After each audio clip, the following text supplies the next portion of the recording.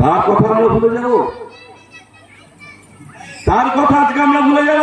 ভাবুন তো আজকে যদি বাংলাদেশের মধ্যে থাকতো পরিস্থিতিটা কি হতো? ভাববেন না? ভাববেন না? ব্রিটিশদের সঙ্গে আলোচনা করে পুরো ম্যাপ বদল করে শ্যামাপ্রসাদ মুখোপাধ্যায় 3 দিন পর ভারতবর্ষ স্বাধীনতা পাওয়ার 3 দিন পর আমাদের স্বাধীন করেছে।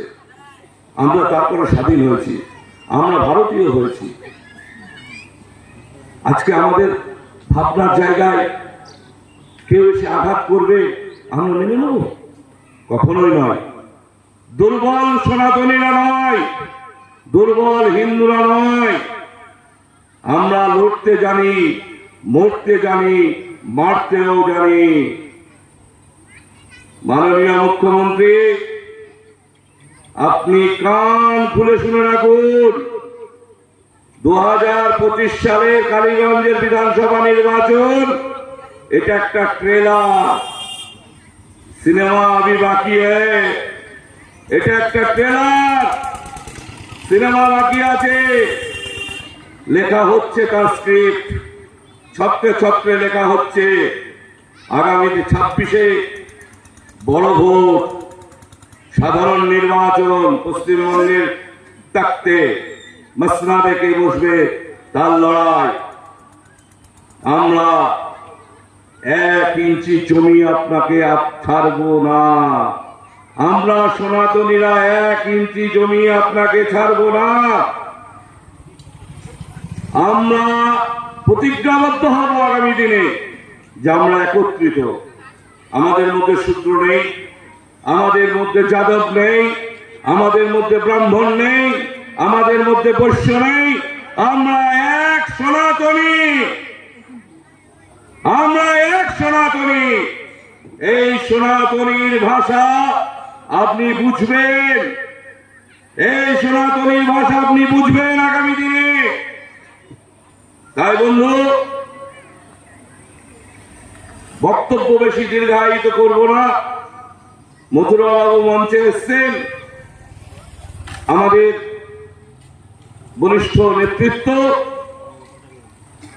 আগামী 19শে জুন কালীগঞ্জ বিধানসভার অকাল নির্বাচন। এখানকার পূর্বতন বিধায়ক নাসিরউদ্দিন খান মারা গিয়েছে, নাসিরউদ্দিন সাহেব মারা গিয়েছে, তার জন্যই অকাল নির্বাচন। এই অকাল নির্বাচনটা না করলেও পারতেন মুখ্যমন্ত্রী। 73 এমএলএ তাপস শাহ মারা গিয়েছে, নির্বাচন করলেন না। জানেন 100% বিজেপি জিতবে। 13টা পঞ্চায়েতের 9টা পঞ্চায়েত বিজেপির দখলে। উনি জানেন, উনি ভালো করেই জানেন 73 বিধানসভা বিজেপি জিতবে। অতএব খুব সুকৌশলে এড়িয়ে গেলেন, যে কালীগঞ্জ বিধানসভা নির্বাচনটা করছেন।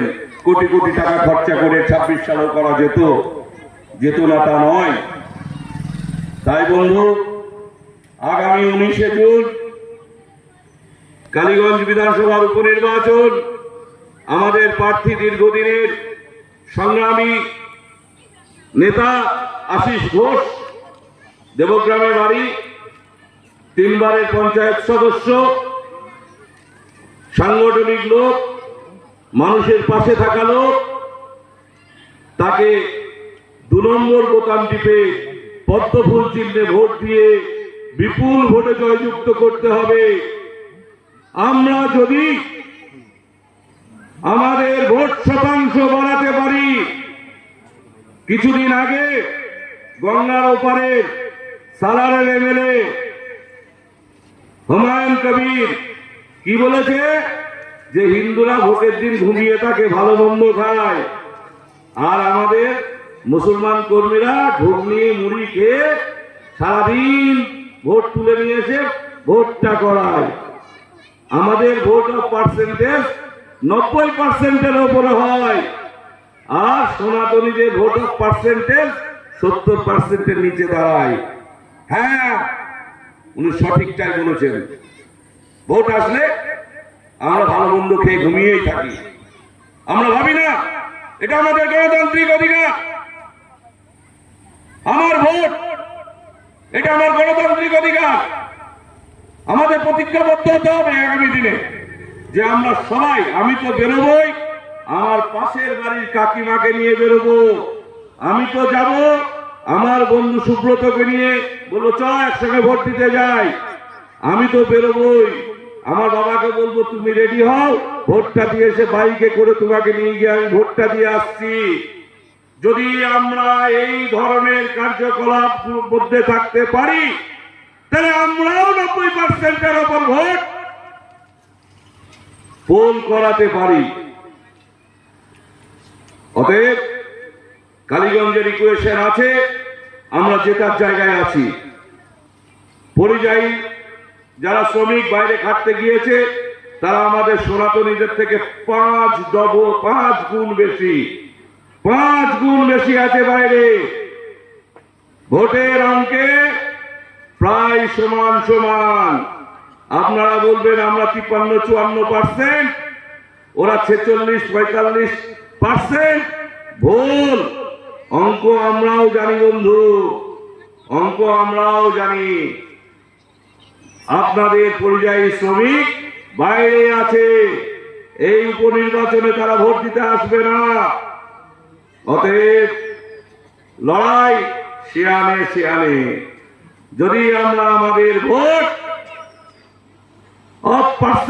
পোলিং পার্সেন্টেজ যদি সত্যিই 85-90%-এর কাছে নিয়ে যেতে পারি,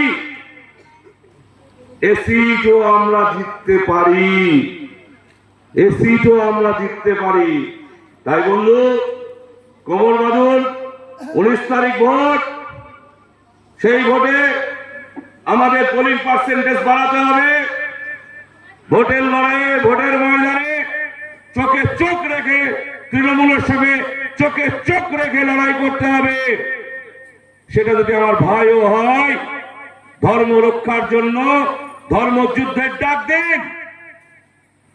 সেই ধর্মযুদ্ধে অবশ্যই আমরা জিতব। এই বলে আমি আমার বক্তব্য শেষ করছি। জয় হিন্দ, বন্দে মাতরম, ভারত মাতা কি, ভারত মাতা কি, জয় জয় শ্রীরাম, জয় জয় শ্রীরাম, জয় শ্রীরাম।